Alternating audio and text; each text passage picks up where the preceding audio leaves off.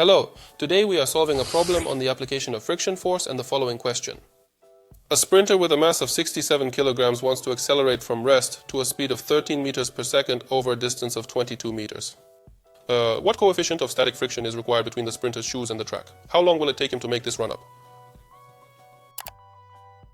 So to fix the problem, we need to determine the coefficient of static friction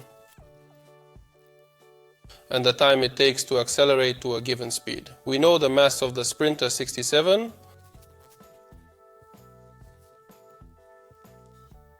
echo kilograms, known initial speed. He naturally begins to move from rest and the final speed should be 13 meters per second.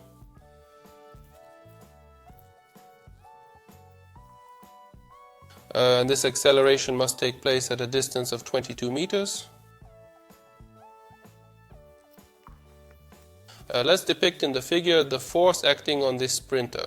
That is, in this case, it is natural that the driving force, let us depict sprinters in the form of a cube and say that it created acceleration for this body due to static friction. That is, the clutching to the ground occurs due to this friction. Naturally, the force of gravity and the force of support reaction act in this case, in addition to all other forces.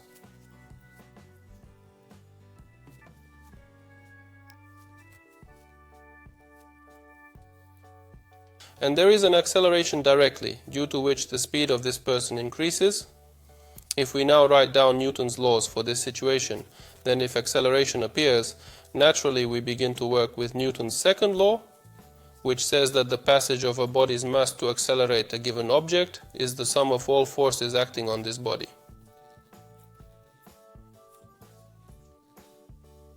Looking at the figure in the horizontal direction, the only force acting on the body is the force of static friction.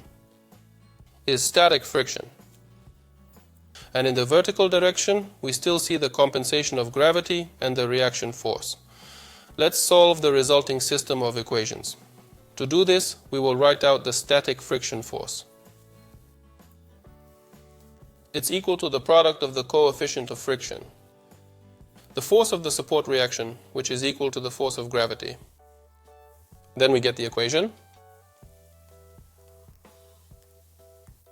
We can reduce the mass here, that is, the mechanics of motion in this case does not depend on the mass of this object, that is, it goes away.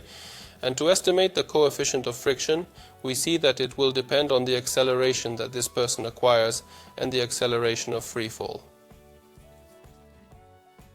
Next, our task is to figure out how to determine the acceleration with which a given sprinter will move.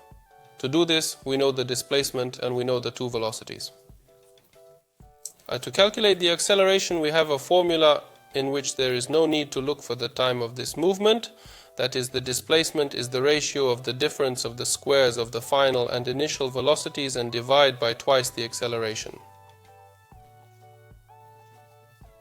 In this case, we have an initial velocity of 0, and then we can express the acceleration from this equation. We get the ratio of the square of the final velocity to twice the displacement. We can substitute now here and we get an expression to calculate the coefficient of friction. So this is the square of the terminal velocity divided by twice the displacement, and at the bottom we also have the free fall acceleration. Let's put in a numerical value.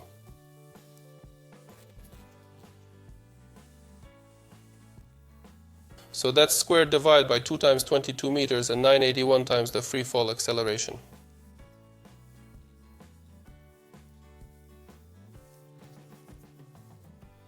By calculation, we get a value roughly equal to 0.39 hundredths.